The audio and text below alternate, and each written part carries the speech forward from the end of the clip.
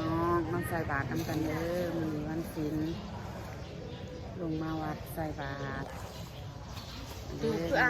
ใส่บาตรน้ำกันเด้อวันนี้พี่น้องเว้นหัวที่เก่า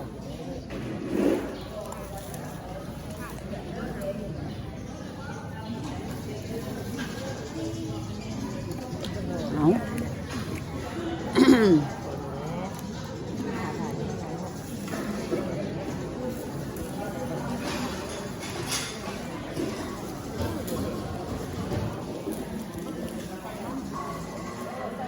พระเป็นหลายองค์พี่น้อง30 องค์พระเครื่องพระเครื่องอาจารย์30 องค์รวมทั้งหมดหรือว่ารวมจะหลูกบ่30 องค์ทั้งลูกทั้งพอ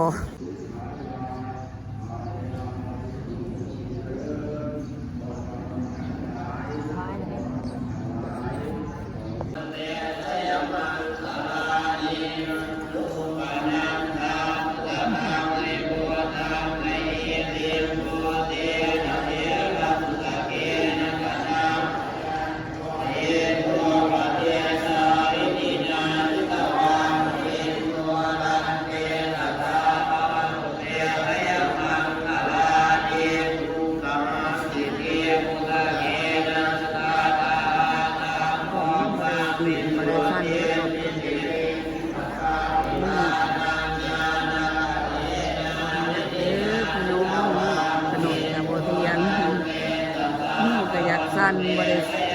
บ่ได้เอามากันสั้นมากบ่ได้เอามาจับโทรศัพท์มาก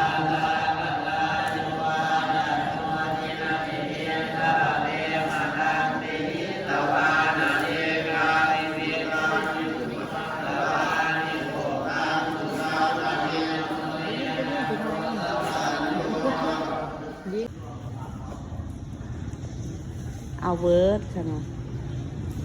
เป็นว่าเศร้าเก่าผู้ดีขน่อย30ทั้งคุณแม่พี่น้องโดย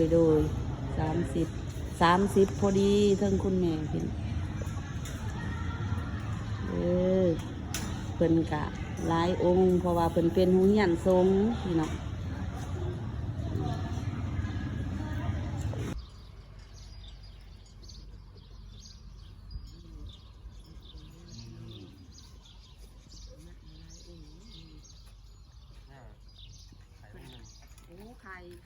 ไข่วัดคือกันนี่ก็ได้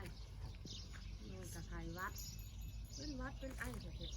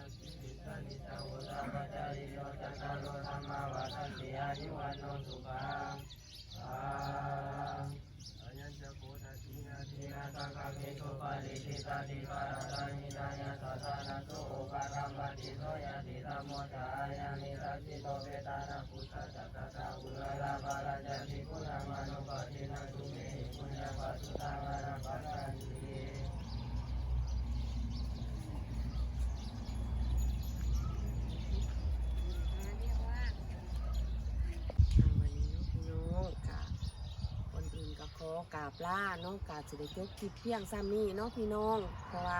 อันหน่อยกาจะได้เอาคลิปต่อมือใส่บาทเนาะพี่น้องเขาเบิ่งเขาส่งเขาติดตามเด้อบาทนี้ว่าสิมีอันลูกพระจักองค์เนาะพี่น้องเพิ่นสันเข่าเอาถ้าว่าถืออกถูกใจก็ขอให้กดไลค์กดแชร์นี่เด้อถ้าว่าผิดพลาดประการใดก็ขอให้เตือนส้มได้เนาะขอขอบใจ